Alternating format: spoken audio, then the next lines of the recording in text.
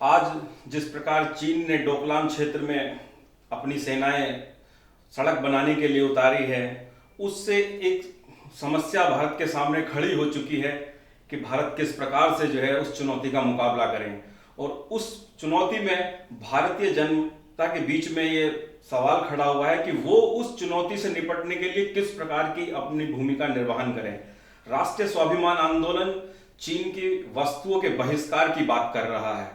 वो इसको लेके एक मुहिम चला रहा है, एक आंदोलन चला रहा है और लोगों से अपील कर रहा है कि वह भी चीन की जो सामग्री है, वस्तुएं हैं, उसका बहिष्कार करें। क्योंकि हम में से जब ये बात आती तो अक्सर कई लोग ये सवाल करते हैं कि सरकार इसमें क्यों नाकाम करे, हम ही क्यों इसमें पहल करें।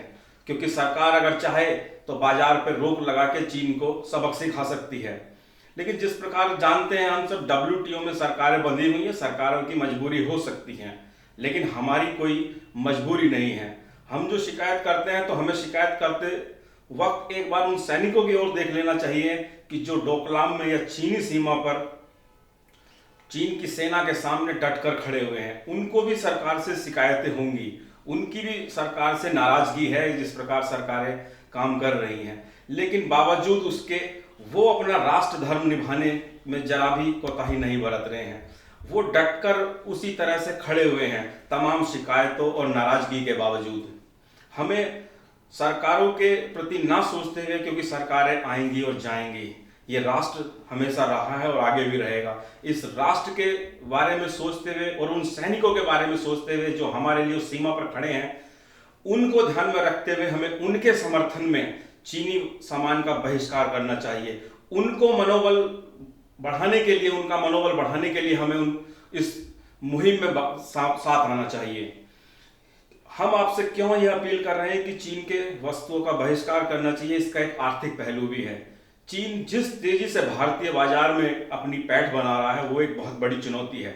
चीन की कोशिश है कि भारतीय अर्थव्यवस्था को तहस नहस कर दिया जाए।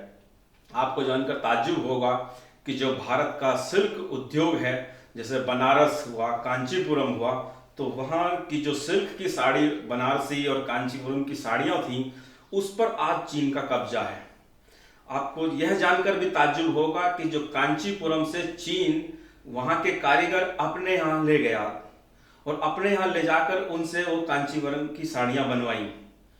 उन साड़ियों के बनने के बाद वो साड़ियाँ फिर वापस भारत के बाजार में आई। अब सोचिए, जो आज से पहले जो सामान भारत में बनता था, जो भारतीय वस्तु के नाम से जाना जाता था, आज उस पर मेड इन चाइना का ठप्पा लगा हुआ है।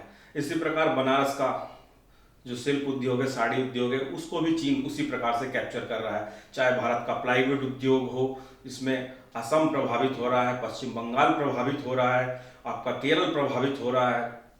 इंजीनियरिंग उद्योग हो, उसमें भी चाहे उत्तर प्रदेश, तमिलनाडु आदि जो भारत के अग्रणी राज्य हैं सॉफ्ट उसमें इलेक्ट्रॉनिक्स में, उसको भी चीन प्रभावित कर रहा है। वहाँ से लाखों की संख्या में रोजगार निकलकर चीन जा रहा है। एक अनुमान है कि करीब 2.5 करोड़ रोजगार चीन अब तक भारत से हाथ से निकाल चुका है। आप अंदाजा लगाइए कि 2.5 करोड़ लोगों पर कितना बड़ा परिवार पलता होगा। कम से कम एक औसत के मुताबिक 7 से 8 करोड़ लोग उन 2.5 करोड़ लोगों पर निर्भर रहते हैं।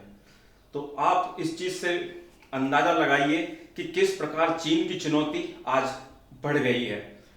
आज भारत का जो सॉफ्टवेयर इंडस्ट्री है, जब वो चीन में अपने उद्योग स्थापित करने जाती है तो चीन उसको नकार देता है। चीन वहां तरह तरह के अड़ंगे लगाता है ताकि वो इंडस्ट्री वहां आ ना पाए। उसके विपरीत चीन अपने जितने भी हार्डवेयर इंडस्ट्री है उसको भारत में झोंक रहा है। भारत में इंडस्ट्री लगा के भारत की इंडस्ट्री को एक तरीके से समाप्त करने की साजिश रच रहा है। इसलिए आज हमारे सामने ये एक चुनौती बन जाती है कि हम उस चुनौती को किस प्रकार से निपटें। इसलिए आप सब लोगों से राष्ट्रीय स्वाभिमान आंदोलन आह्वान करता है कि स्कूल के जो बच्चे हैं, 15 अगस्त आ रहा है, तो स्कूल के जो बच्चे हैं, कॉलेज के जो बच्चे हैं, वो अपने क्षेत्र में जन जागरण करें, चाहे सोशल नेटवर्किंग साइट के माध्यम से हो, फेसबुक, ट्विटर, व्हाट्सएप के माध्यम से हो। वो लोगों तक ये संदेश पहुंचाएं कि अब कोई चीन का सामान हमें नहीं खरीदना है। चीन का कोई भी बाजार में सामान खरीदने जाएंगे उससे पहले हम ये देखेंगे कि ये वस्तु चीन में तो निर्मित नहीं है। इसीलिए आप सब लोगों से अपील की जाती है, जो लोग सोचते थे कि हम 62 के युद्ध में नहीं लड़े, 71 के युद्ध में नहीं लड़े या कारगिल वार में नहीं लड़े। बचपन में एक कविता सुनी होगी कि माँ मुझे बंदूक दिला दो, मैं भी लड़ने जाऊंगा, नन्हे नन्हे हाथों से दुश्मन को मार भगाऊंगा। तो जो उस समय हम बचपन में पढ़ते थे, हमारे अंदर वो भावनाएं हिलोरे लेती थी, तो आज उस भावना को साकार करने का समय आ गया है। हम भले ही सैनिक के रूप में सीमा पर ना हो, लेकिन जो हमारा भाई एक सीमा पर लड़ रहा है, उसके समर्थन में कम से कम हम चीन का माल का बहिष्कार करके उसको एक नैतिक बल दे सकते हैं कि आप जो सीमा पर लड़ रहे हैं, आप अकेले नहीं हैं। यहाँ 125 करोड़ भारतीय आपके साथ खड़े हैं चीन की चुनौती से निपटने के लिए।